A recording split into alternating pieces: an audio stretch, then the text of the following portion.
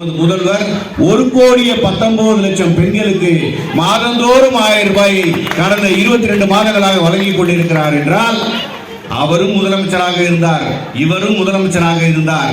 இப்பொழுது 22 மாதம் ஒவ்வொரு மாதமும் சரியான நேரத்தில் உங்களுக்கெல்லாம் உங்க அக்கௌண்ட்லயே 1000 ரூபாய் கிடைக்குதுன்னா அப்ப இப்ப இருக்கிற முதல்வர் எவ்வளவு சிறப்பாக செயல்பட்டு கொண்டிருக்கிறார். உங்களுக்கு எல்லாம் ஒன்று தெரியும், ஒரு முதியோர் உதவித்தொகை வாங்கணும்னா தாசில்தார் ஆபீஸ்ல 10 தடவை 20 தடவை மனு கொடுத்தா கூட 20 தடவை அலைஞ்சா கூட தாசில்தார் என்ன பண்ணுவாரு, நாளைக்கு வாங்க 2 நாள் கழிச்சு வாங்க, வேற வேலையா போயிருக்காரு, புயல் நிவாரணத்துக்கு போயிருக்காரு, வெள்ள நிவாரணத்துக்காக போயிருக்காருன்னு சொல்லக்கூடிய காலத்தில் அது மகளிர் விதவை தொகையா இருந்தாலும் சரி, அதே போல மகளிர் முதியோர் உதவி தொகையா இருந்தாலும் அவ்வளவு ஈஸியா கிடைக்காது. ஆனால் 1,19,00,000 பேருக்கு ஒரே ஒரு கையெழுத்துல அவங்க அக்கௌண்ட்ல எந்த விதமான இடையூறும் இல்லாம, யாருக்கும் லஞ்சம் இல்லாம, லஞ்சம் இல்லாம நம்ம என்ன பண்ண முடியாது, எந்த உதவி தொகையை யாருக்கு பெற முடியாது. ஆனால் மக்களுக்கு நேரடியாக அந்த நலன் போய் சேர வேண்டும் என்ற அடிப்படையில் நம்முடைய முதல்வர் அவர்கள் என்ன பண்ணாரு, 1,19,00,000 பேருக்கு யாருமே ஒரு 10 ரூபாய் கூட வெளியால் என்ன பண்ணிடக்கூடாது, கேட்டு வாங்கிடக்கூடாது என்ற அடிப்படையில் உங்களுடைய அக்கௌண்ட்ல சேர்க்கிறாரு. அதுல இன்னொரு திட்டம், இன்னும் மீதமுள்ள யாருக்கெல்லாம் அந்த 1000 ரூபாய் இப்ப கிடைக்கலையோ அவங்களுக்கெல்லாம் இந்த ஜூலை மாசம் 1ஆம் தேதி முதல் கணக்கெடுக்கப்பட்டு அவங்களுக்கும் அந்த 1000 ரூபாயை கொடுக்குறேன்னு சொல்லி நம்முடைய முதலமைச்சர் சொல்லியிருக்கிறார். அவர் சொல்வதைத்தான் செய்வார், செய்வதைத்தான் சொல்வார். எனவே நீங்கள் நம்முடைய முதல்வர் எவ்வளவு சிறந்த முதல்வராக இருக்கிறார் என்பதை நீங்கள் அறிந்து கொள்வதற்காக ஒரு விஷயத்தை சொன்னேன். இப்போ நீங்கள் கேட்பீங்க, இல்லைங்க முதல்வர் நல்ல திட்டங்கள்லாம் பண்ணியிருக்கிறாரு, கலைஞர் சிறப்பான திட்டங்கள்லாம் பண்ணியிருக்கிறாரு, ராயபுரம் சட்டமன்ற உறுப்பினர் நீங்கள் என்னங்க பண்ணீங்க அப்படின்னு ஒரு கேள்வி கேட்பீங்க. உங்கள் மனசில் இருக்கும், தாராளமாக இருக்கும். இந்த ராயபுரத்தில் உங்களுக்கெல்லாம் தெரிஞ்ச ஆஸ்பத்திரி, இப்போ நான் பிறந்த ஆஸ்பத்திரி ஆர்எஸ்ஆர் ஆஸ்பத்திரி. 400 பேர் அங்கே நம்முடைய 2021 நான் சட்டமன்ற உறுப்பினராக வருவரை 400 பேருக்கு தான் அங்கே மகப்பேறு மருத்துவம் பார்க்கப்பட்டது. இன்றைய தினம் அந்த ஆஸ்பத்திரியில் 1200 பேருக்கு ஒவ்வொரு மாதமும் மகப்பேறு மருத்துவம் பார்க்கப்படுகிறது. அதில் 72% நார்மல் டெலிவரி. எத்தனை 72% நார்மல் டெலிவரி, 28% தான் சிசேரியன். அந்த சிசேரியன்றது என்ன காரணத்தால் நடக்குது அப்படின்னு ஆய்வு பண்ணோம். இந்த சிசேரியன்றது என்ன காரணங்களால் நடக்குதுன்னா, முதல்ல பெண்கள் அரசு ஆஸ்பத்திரியை நம்பாம பிரைவேட் ஆஸ்பத்திரிக்கு போயிடுறாங்க. 3ஆவது மாசத்துல பார்த்துக்கிட்டே வராங்க, ஸ்கேன் நல்லா இருக்கு, குழந்தை நல்லா இருக்கு, ஆரோக்கியமா இருக்கு, வெயிட் கரெக்டா இருக்குன்னு பிரைவேட் டாக்டர் சொல்லிக்கிட்டே இருக்கிறாங்க. ஆனா 9 மாசம் முடியும் போது அந்த தண்ணீர் கூட முடிந்த உடனே அந்த பயந்து போய் அந்த தனியார் மருத்துவமனை என்ன சொல்கிறது என்று சொன்னால், இனிமேல் இந்த குழந்தைய நாங்க வச்சு பார்க்க முடியாது, ஏதாவது ஒரு ஆபத்துனா ஆஸ்பத்திரி என்ன ஆயிடும், டேமேஜ் ஆயிடும். அதனால அந்த நேரத்தில் அந்த பணிக்கூடம் உடைந்த பிறகு அந்த குழந்தை என்ன பண்றாங்க, அதை ஆர்எஸ்ஆருக்கு அனுப்புறாங்க. ஆனா அரசு ஆஸ்பத்திரி யாரையும் என்ன பண்ண முடியாது, நிராகரிக்க முடியாது. வருகிறவர்களுக்கு ஆபரேஷன் செய்து அந்த குழந்தையை தாயை காப்பாற்றி கடந்த 18 மாதங்களில் ஒரு தாயும் ஒரு சேயும் இறக்காத ஒரு ஆஸ்பத்திரியாக இன்றைய தினம் ஆர்எஸ்ஆர் ஆஸ்பத்திரி விளங்கிக் கொண்டிருக்கிறது என்று சொன்னால், அதுதான் ராயபுரம் சட்டமன்ற உறுப்பினர் அங்கே ஒவ்வொரு வாரமும் வாரத்திற்கு ஒரு நாள் அந்த ஆஸ்பத்திரியை மேம்படுத்தும் திட்டத்திலே நான் பங்கெடுத்துக் கொள்கிறேன். அங்கு நடக்கக்கூடிய அனைத்து டாக்டர்களையும் அழைத்து விசாரிக்கிறேன். அங்கு நடக்கக்கூடிய கட்டடங்களை, புதிதான கட்டடங்களை இப்போ பார்த்தீங்கன்னா 300 படுக்கை, ஏற்கனவே 550 படுக்கைகள் இருந்தது. நிறைய பேர் தரையில் விரிச்சு, பாய் விரிச்சு, பெட்ஷீட் விரிச்சு படுக்க வச்சு பிரசவம் பார்த்த காலங்கள் இருந்தது. ஆனால் உங்களுக்கு தெரியும், ஒரு மகப்பேறு மருத்துவம் பார்க்கக்கூடிய ஒரு பெண்ணுக்கு தரையிலே பெட்ஷீட் விரிச்சு, பாய் விரிச்சு படுத்த ஒரு பெண்ணும், மகப்பேருக்கு மருத்துவ சிகிச்சைக்காக வரக்கூடிய எந்த ஒரு பெண்ணும் கட்டில விட்டு, கட்டில்னா அது இளஞ்சூடா இருக்கும், கட்டில விட்டு கீழே இறங்கக்கூடாது. ஒரு சட்டமன்ற உறுப்பினர்னா என்ன பண்ணணும் அப்படின்னா, அதுக்கு அடுத்து இப்போ உங்களுக்கு ஆர்எஸ்ஆர்ட்ட சொன்னேன். அது மாத்திரம் இல்லை, இப்போ பார்த்தீங்கன்னா குறைப்பிரசவத்தில் குழந்தை வரைக்கக்கூடிய குழந்தைகள், அந்த குழந்தைகள் நார்மலில் வெயிட்டு ஒரு 2500 கிராம் இருக்கணும், 2 கிலோ 500 கிராம் இருக்கணும். ஆனால் நான் 2021 சட்டமன்ற உறுப்பினராக வர வரைக்கும் கண்ணாடி பேலை என்று சொல்லக்கூடிய இன்குபேட்டர், ஏன்னா எல்லா ஆஸ்பத்திரியிலுமே இருக்கும், பிரைவேட் ஹாஸ்பிட்டலில் பார்த்தீங்கன்னா ஒரு 1000 கிராமோ 1600 கிராம் குழந்தையை பார்த்துக்கிறதுக்கு குழந்தையை கொண்டு போய் அந்த என்ன பண்ணிடுவாங்க, அந்த இன்குபேட்டர் என்று சொல்லக்கூடிய கண்ணாடி பேலை, அது ஏசி ரூமில் தான் இருக்கணும், அதை கட்டி அது உள்ள வச்சிருவாங்க. ஆனால் 70 ஆண்டுகள் பழமையை வாங்கிட்டு ஆர்எஸ்ஆர் ஆஸ்பத்திரியில் நான் சட்டமன்ற உறுப்பினர் ஆகிற வரைக்கும் அந்த மாதிரி ஒரு கண்ணாடி பேலையே இல்லை. நான் உள்ள போய் கேட்டேன், இவ்வளோ பேர் 600 பேருக்கு தினந்தோறும் ஒரு மாதத்துக்கு குழந்தை பெற்றுக்கிறாங்களே, எல்லா குழந்தையுமே 2.5 கிலோ வெயிட்லேயே பிறகுதா அப்படின்னு கேட்டேன். அப்போதான் அந்த சூப்பரண்ட் சொன்னாங்க, இல்லை சார் இங்கே வந்து அந்த வசதி இல்லை, நாங்கள் வந்து குழந்தைய கொண்டு போய் வேற எங்கன்னா எக்ஸ்போர்ட்டில் வச்சுட்டு அப்போ நான் கேட்டேன், ஏமா 3 மாதத்துக்கு 3 மணி நேரத்துக்கு ஒரு தடவை குழந்தைக்கு என்ன பண்ணணும், அம்மா வந்து தாய்ப்பால் கொடுக்கணும், நீங்கள் எழும்பூரில் வச்சுட்டு எப்போ எடுத்துட்டு வந்து கொடுப்பீங்க அப்படின்னு சொல்லி உடனடியாக 68 இன்குபேட்டர் கருவிகளை வாங்கி ஒரு ஏசி ரூம்குள்ள வச்சு இன்றைய தினம் குறை பிரசவ குழந்தைகள் 800 கிராம் பிறந்த குழந்தையை கூட இன்றைய தினம் அருமையாக காப்பாற்றி இருக்கிறோம் என்று சொன்னால், ஒவ்வொரு உயிரையும் மதிக்கக்கூடியவர்களாக ஒரு சட்டமன்ற உறுப்பினர் எங்களுடைய முதலமைச்சர் அப்படி எங்களுக்கு வழிகாட்டி இருக்கிறார்.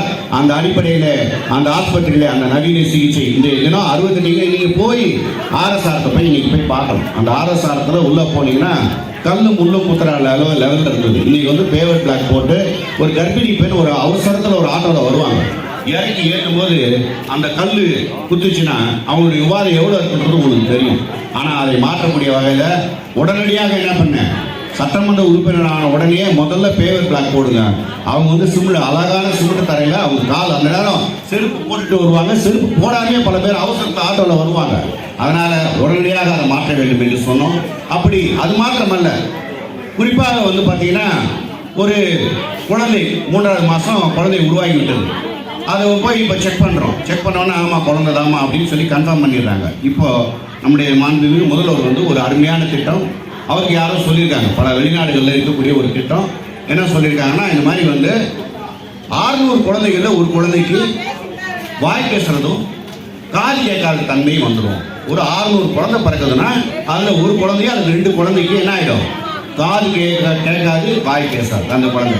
இப்போ அந்த குழந்தை என்ன பண்ணிடுறோம்னா 3வது மாதமே நீங்கள் ஆர்எஸ்ஆர் வந்துட்டீங்கன்னா 3வது மாதத்துலேருந்து அந்த குழந்தைய என்ன பண்ணுறாங்க, நம்முடைய டாக்டர்கள் வந்து அதற்கு தேவையான ஒரு மருத்துவத்தை அப்பயே 3வது மாதத்துலேயே வயிற்றில் இருக்கும்போதே அதுக்கான சரியான மருத்துவத்தை ஆரம்பித்து ஸ்டான்லியில் இன்றைய தினம் அந்த குழந்தை பிறந்த உடனேயே அந்த குழந்தைக்கு வந்து சிகிச்சை செய்யப்பட்டு இன்றைய தினம் 80 குழந்தைகள் அவங்கெல்லாம் வந்து குழந்தைகள் நல்லா வாய் பேசுகிறாங்க, நல்லா அவங்களுக்கு காது கேட்குது.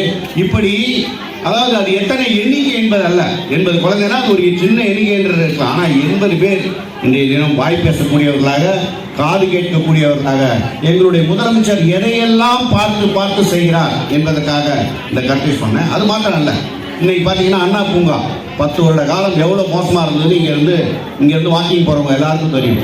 இன்றைய தினம் சர்வதேச தரத்தில் அந்த அண்ணா பூங்காவை திறந்துருக்கோம். அதுக்கு அடுத்தபடியாக பார்த்தீங்கன்னா இன்றைக்கி ராபின்சன் பூங்கா இன்றைய தினம் சிறப்பான முறையில் இன்றைய தினம் திறந்துருக்கோம். இந்த சைடு பார்த்தீங்கன்னா 10வது முடிச்சுட்டு +1 +2 ஐடி கிட்டத்தட்ட நான் அந்த ஐடி உள்ள போய் பார்த்தேன். ஒரு 50 வருஷம் குப்பை அது உள்ளே இருந்தது. பொய் எதுவும் சொல்ல மாட்டேன், என்ன உண்மையை தான் சொல்வேன். அந்த ஐடி உள்ள போய் பார்த்தேன், 50 வருட குப்பை அந்த ஐடிஐ உள்ள இருக்கு. தங்கசாலையில் மின்ட் ஐடிஐ என்று சொல்லக்கூடிய ஐடிஐ மாணவர்கள் எவ்வளோ பேர் படிச்சிருந்தாங்கன்னா 150 2 வருட கோர்ஸ் அது. அங்கே மாணவர் ஒரு வருஷத்துக்கு 600 பேரை சேர்க்கலாம், 2 வருஷத்துக்கு 1600 மாணவர்கள் ஃபுல்லாக படிக்கணும். ஆனால் 1500 300 மாணவர்கள் தான் படிக்கிறாங்க. காரணம் என்னன்னா அந்த கல்லூரியினுடைய அட்மாஸ்பியர், அந்த கல்லூரியினுடைய சுற்றுப்புற சூழல் வந்து ரொம்ப மிகவும் மோசமாக இருந்தது.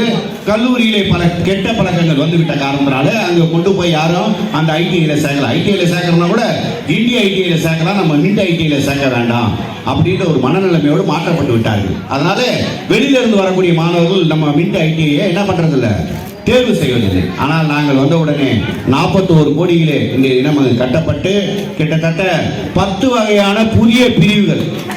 கால் இவ்வளோதான் இருக்குன்னா அதுக்கு கீழே இருக்க காலை நம்ம ஐடியிலே செய்வோம்.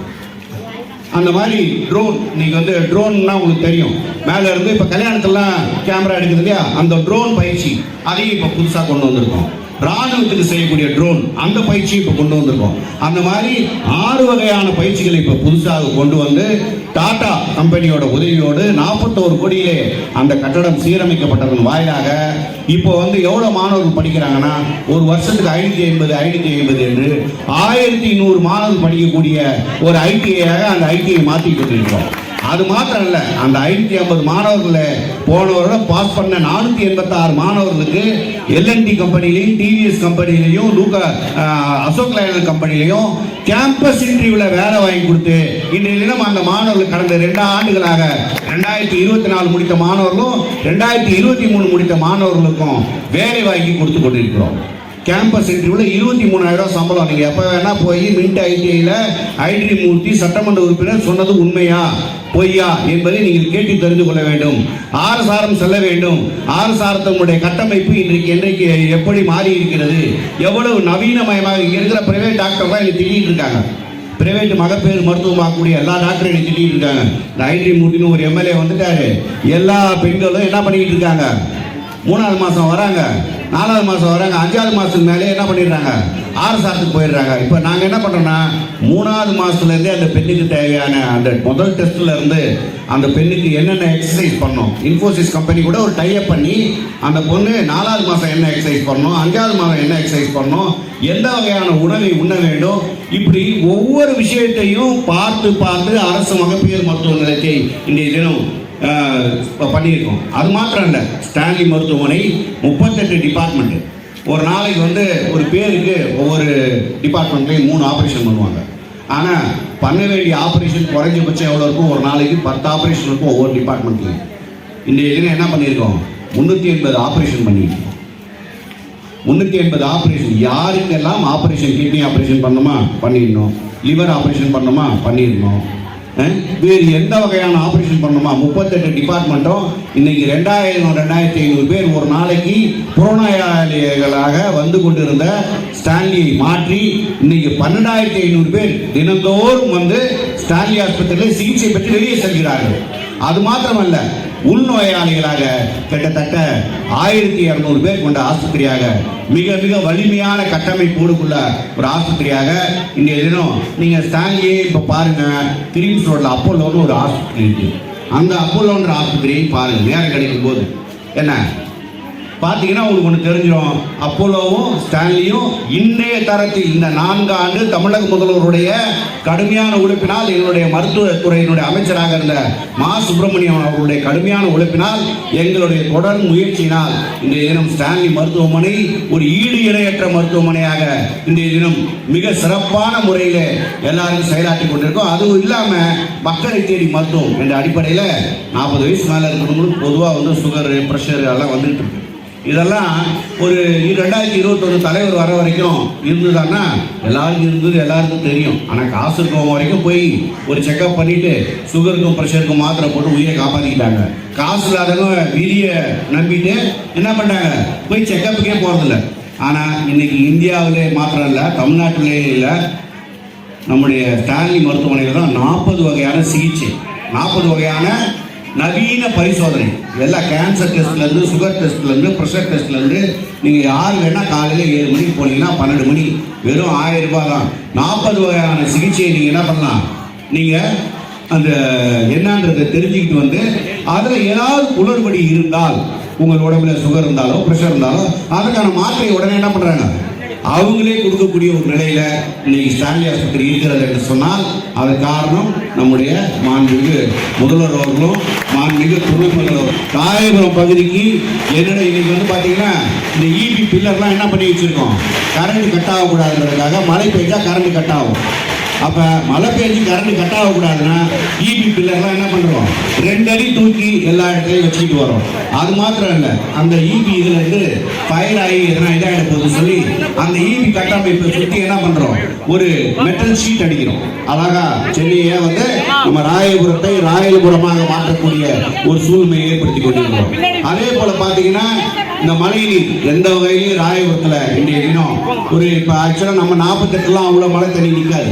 ஆனால் இந்த 53, 52 வார்டுகளில் 50 பரம்பரை தொட்டி வார்டுகள்லாம் மழை தண்ணீர் பெருமளவு நின்ன அந்த நிலையை மாற்றி இன்றைய தினம் ராயபுரம் சட்டமன்ற தொகுதியிலே எந்த ஒரு பகுதியிலுமே மழை தண்ணீர் நிற்கவில்லை என்ற ஒரு சூழ்நிலையை உருவாக்கி அதிக மின்தடை ஏற்படாமல் என அந்த சூழ்நிலையை இன்றைய தினம் உருவாக்கி ஒரு சட்டமன்ற உறுப்பினர் மக்களுக்கு என்னென்ன சிறப்பான திட்டங்களை செய்ய வேண்டுமோ அந்த சிறப்பான திட்டங்களை உங்களுக்கு தொடர்ந்து செய்து கொண்டிருக்கிறோம். அதே போல எங்களுடைய துணை முதல்வர் நீங்க பாத்தீங்கன்னா தினந்தோறும் ஒரு நாளைக்கு 18 மணி நேரம் முதல்வர் ஒரு புறமும் துணை முதல்வர் ஒரு புறமும் தமிழ்நாட்டில் இருக்கக்கூடிய 234 தொகுதிகளிலையும் விளையாட்டு வீரர்கள் உருவாக வேண்டும் என்ற அடிப்படையில் உற்சாகமாக உழைத்து கொண்டிருக்கிறார். ஒவ்வொரு இடத்தையும் புதிய புதிய விளையாட்டு மையங்கள். காரணம் என்னன்னா, பசங்க போதை பழக்கத்துக்கு போகாமல் இருக்கணும்னா அதுக்கான ஒரே வழி விளையாட்டு தான். அந்த